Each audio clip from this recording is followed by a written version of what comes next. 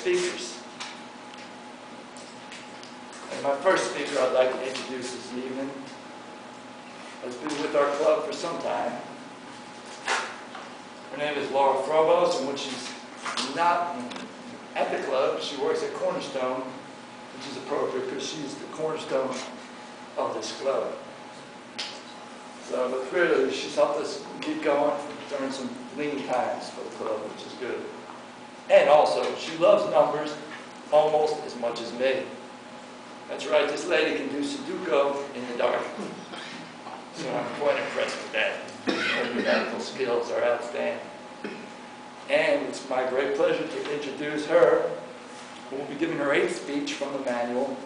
And her speech title is, Should Cursive Be Written Off? Miss Laura Frobos, Should Cursive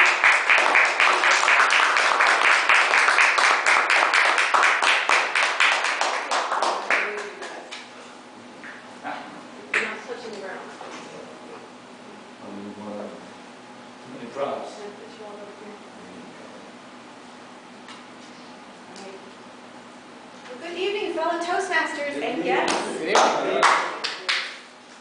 So I was talking to my 9-year-old niece the other day, and I was asking her about all the fun things that she's learning in school. Now, I loved 4th grade. I loved learning about the states and the capitals. I remember making a volcano that erupted, and I especially loved perfecting my big, loopy, cursive handwriting. And that's why I was so shocked when my niece said, well, we don't really learn cursive. We did that about a week, but we don't use it. I said, well, how do you write essays? How do you write book reports? She said, well, I type them. Wow. I said, well, how do you take notes in school?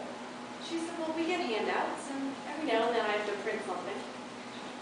So it made me wonder, in today's digital age, do we need cursive? Whether you call it script, longhand, or cursive, should they be teaching it in school, or should cursive be written on? As you can probably tell by my writing, I still love cursive. Now, I love it for 3 reasons. I think it's a lot more personal than typing. I think it has a certain elegance and maturity to it. And I think for some practical reasons, it really has some merits. I'm going to show some famous signatures in mine, which is not quite famous. Now, don't these have a lot more personality than electronic signature? How we write says something about us. My signature, for example, says that I'm sort of traditional, maybe a little romantic, kind of stay within the lines, but I also have a little flair. Now, I brought in some mail that I got over the last week. Like you all, I get a lot of junk mail, all kinds of flyers. But one thing that really stuck out was I got this nice Easter card from my grandma. This is her old-fashioned script card. This is her Easter card. So just for the sake of comparison, I blew up this card. And I thought it would be interesting to compare the exact same message that she wrote to an email. Now, Grandma's in her 90s, so she doesn't email. But just for the sake of it, imagine the difference between this and this. The card is something that you can hold on to. And I do. I'm kind of a hoarder, so I hold on to things, but I hold on to cards. I'm not going to save this email. It's just an email. I've been keeping diaries and journals since I was about 5 years old. I used to write about how unfair it was that my parents made me clean my room. I used to write about boys and why do they do the things that they do. And I still keep a journal every now. And I still write about boys and why do they do the things they do. And every now and then I like to look back and think about things that happened in my life. And I also like to look back and look at my handwriting and see how it's changed over the years. I don't write in pink pen anymore. But I like to see that I think that my handwriting has progressed the way that I have.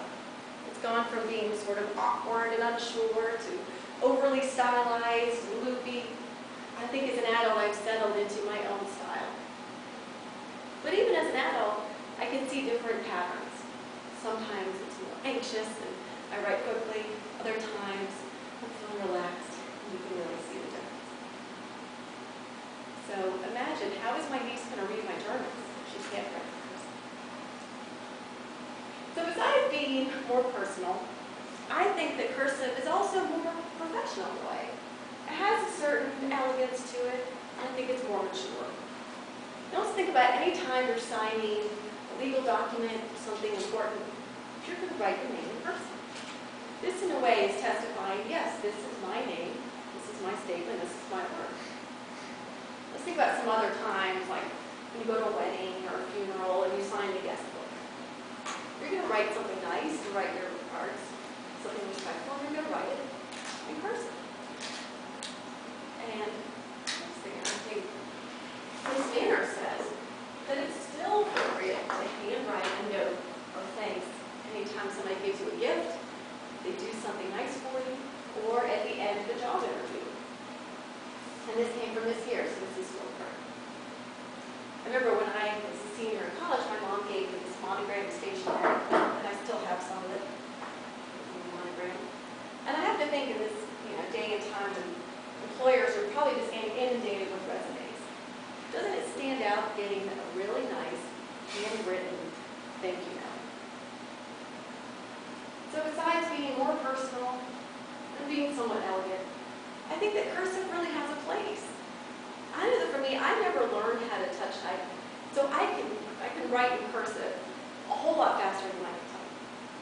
So if I'm making a list of things I need to get at the store or things I need to do, I'm going to write in cursive. I'm going to write in my diary, I'll write in cursive. So I did some research online, and I found that the Montessori school movement are huge supporters of cursive. And they actually teach the kids to write in cursive before they write in print. Because they say that cursive helps kids to see the connection between letters and how they form words. A lot of kids have issues when they're printing. They reverse the B and the D. But in cursive, that's not an issue. They also say that it helps with pronunciation. Because if you think about it, certain letters are formed differently depending on what letter they follow. You might do an I differently if it's after a lowercase o than if it's after an E. And they say that this helps to train the kids' mind that when they see, for example, an O-I, that they know that that sound, they associate the look of it in person with the sound. So after talking to my niece, I still don't really think she was convinced. I said, what do you think about cursive? And she said, well, I guess if your battery dies, it's a good thing to know.